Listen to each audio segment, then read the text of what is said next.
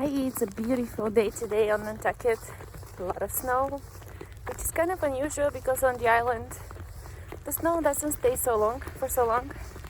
So I just finished work and I've decided to go outside for a walk. It's just so beautiful, and especially after a long day at work, I'm looking forward to my walks, and the snow just makes it more perfect.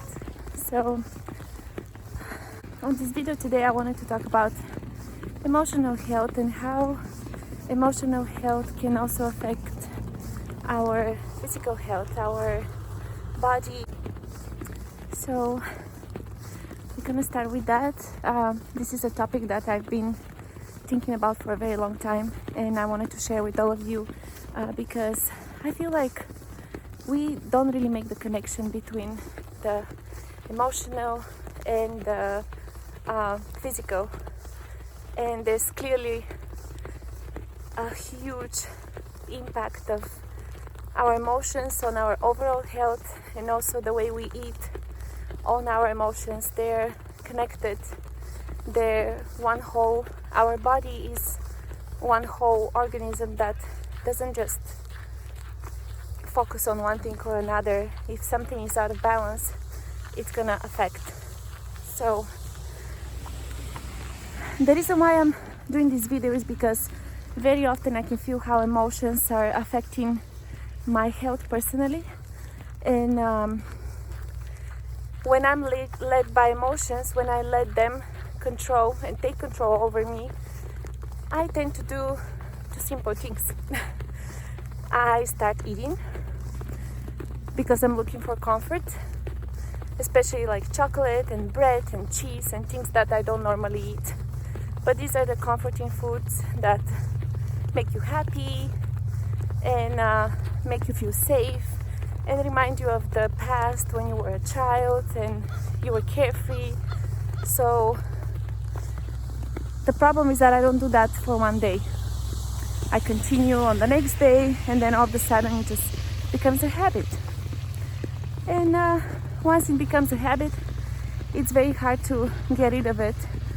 But my main point is that when I tend to overeat with all these things that I know are bad for me, and not necessarily bad, but just I tend to let them control me instead of being the other way around, I can easily lose track and get into the position where I am controlled by the food. So how usually the scenario goes: you have a stressful day at work, something happened, or in your personal life, and you don't feel confident, or someone told you something that really hurt you. It doesn't matter if it's a close friend or someone that you don't care about, but the words can really hurt us, and the words can also really heal us. So you take these words deep, and you take the stress and you keep taking on, and then at some point you need to release it. And if you don't really learn how to release it, you are gonna be led by those emotions. Once I start eating and I start like letting myself being controlled by emotions, there are 3 stages that I personally experience. The first stage is I start feeling lazy and tired because this is not normally the food that I like to eat. Then I stop doing the things that I like to do because it just feels more comfortable just sitting on the couch and like watch a movie, like something that will not make me think about anything, something that I don't have to be involved in. And I let go of my good habits. All of a sudden reaching out to easy food is more comfortable than actually making myself a nice healthy meal.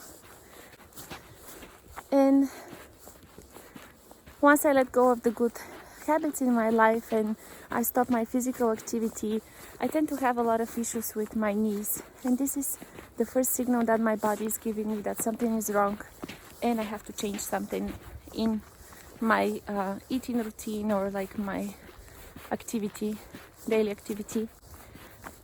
Usually my feet are getting very swollen, especially the knees and the ankles, and I know immediately that there's some sort of an inflammation process going on. So that also caused me a lot of physical pain, which makes it even harder for me to go through this emotional period, because usually exercises are helping me clear my mind, they're helping me release the stress. But once I'm in a physical pain, then it's even harder to overcome the situation, because my exercise routine is also disturbed. So the reason why I'm sharing all this with you is because I know that many of you have experienced that, and the only reason why you didn't connect the dots is because you don't think of emotions and physical body pain being connected and affecting one another. So I want to share with you my tips about how to overcome this whole emotional trap and let your body heal naturally. What I usually do is I love to go for walks, like today in this beautiful day. Look at this. This is amazing, and I'm so lucky to live just 5 minutes away from this state forest and be surrounded by nature on this beautiful island of Nantucket. So a quick walk after work or in the morning when you wake up can help you just align your thoughts and focus on the important things. Another thing that I like to do is to go back to a simple ritual that doesn't necessarily require physical activity, and I usually do either oil diffusing, or I do sage smudging or Palo Santo, just to clear the energy, clear the negativity, and focus on the positive. And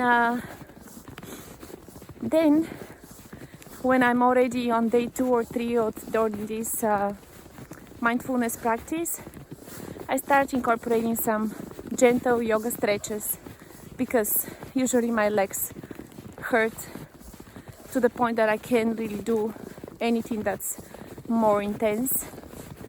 And also foam roller, and I'm focusing on the, oh, look at him. Hi buddy, hi buddy, hi, hi, hi. So cute. Where was I?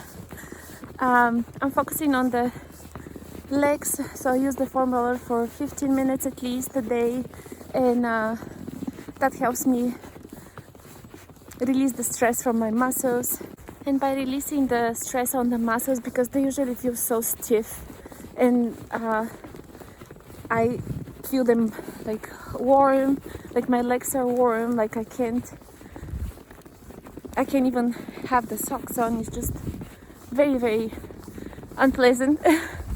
And the foam roller helps. It kind of moves the lymphatic system, blood flow, and helps me release that pain. Once I get back to the good routine, then it's all of a sudden getting easy, and I get back on my right track. I continue enjoying the things that I love, and I overcome that stressful situation.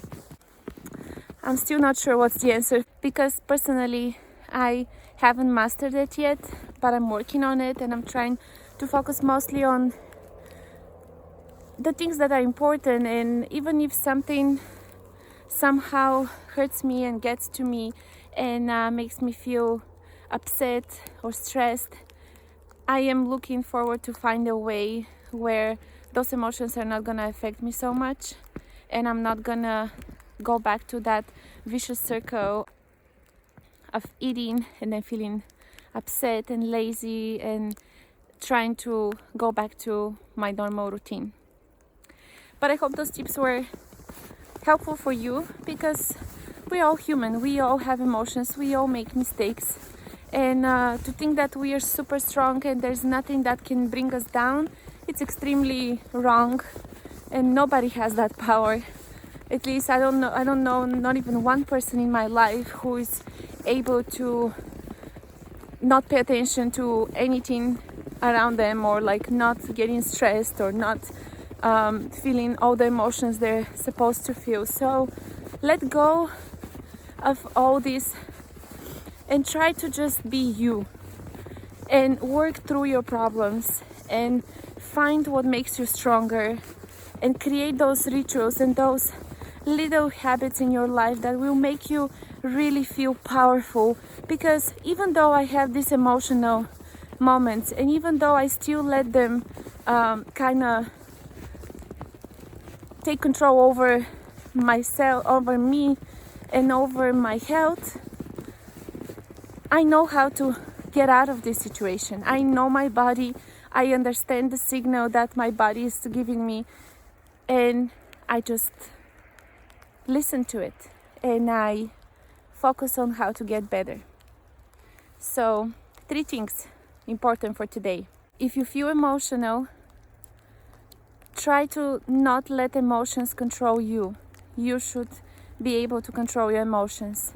If you can't, if you're still falling into the trap of your emotions and they affect your physical health to the point that you're in pain, or you just don't feel capable of doing the things that you love to do, then find something that you love. It doesn't have to be a physical activity. It should be something that will not require you a lot of energy, but will make you feel comfortable. Then incorporate some meditation. Clear the energy in your house by burning sage or Palo Santo, and enjoy a gentle stretch. Also, incorporate foam rollers so you can release the stress and the tense from the muscles. I hope that this video is going to be helpful for you, and for more healthy tips, follow my weekly videos every Monday.